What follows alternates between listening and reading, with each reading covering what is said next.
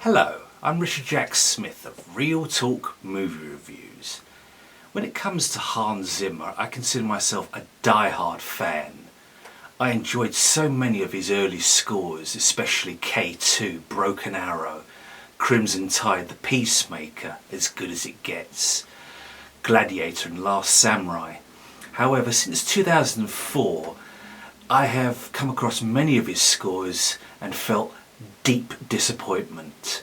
Efforts such as Batman Begins, Sherlock Holmes, Inception, Dunkirk, Man of Steel, The Amazing Spider-Man 2 and Dune. I got very little out of these efforts. So coming to No Time to Die, where he tackles James Bond, I held him to the standard, well, two standards really. One of his early work, which I found most impressive, and then the second standard being that of John Barry, a composer who continually reinvented himself throughout this franchise with an array of amazing scores, including but not limited to Goldfinger, Diamonds Are Forever, On Her Majesty's Secret Service, The Man with the Golden Gun, Octopussy, A View to a Kill, and The Living Daylights. In terms of Zimmer and his early material, there are several tracks that I like in No Time to Die, including Home, Matera, and Should We Get to Know Each Other First. Even Gun Barrel had a nice play on the existing James Bond material that we all know. But the action material is where Zimmer stumbles perhaps the most here. His ideas are generic, he lacks focus, and he brings out ideas that are more akin to a horror or a police drama and feel definitely out of place. Compared to the standard of John Barry, this type of thing is simply inexcusable. Even David Arnold, whose work I'm not overly passionate about when it comes to James Bond, I find him a tad aggressive when he should perhaps ease back a little bit. That was most in evidence with Casino Royale. At least he was able to develop a vernacular in the style which best suits James Bond, but Zimmer does not. And in these chase cues, these set pieces, he really misses the mark just completely. And that's a shame, because as things work towards the end with the final ascent, and before I even touch upon the Billie Eilish song, it's just a complete non-starter.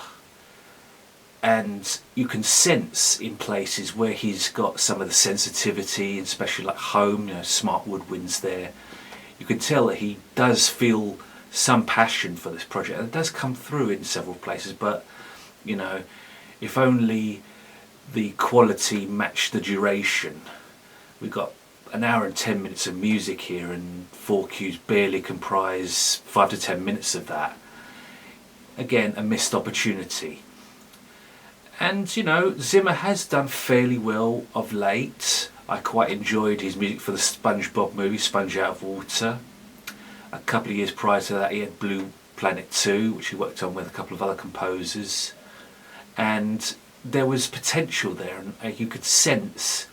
I mean, even on Blade Runner 2049, there were a couple of pieces that I thought weren't too bad. But against his own impressive early resume, this is nowhere. When I think of great action cues that Zimmer has done, Checkpoint, Helicopter Chase from The Peacemaker definitely comes to mind, Barbarian Horde and Gladiator, and against those standards, No Time to Die just doesn't come up anywhere close to that.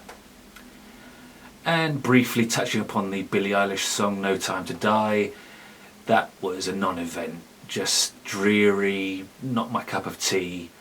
I understand that there are fans of both Billie Eilish and Hans Zimmer who regard every new score that he does as a masterpiece, cannot be touched, critic proof. That's fine. To each his own, or her own. I give No Time to Die by Hans Zimmer 2 out of 5 stars. There were several highlights, but overall this was a pretty average effort, especially in light of the great scores that Zimmer has done in the past. For more film and soundtrack reviews, please visit Betty Jo Tucker's website, Real Talk Movie Reviews.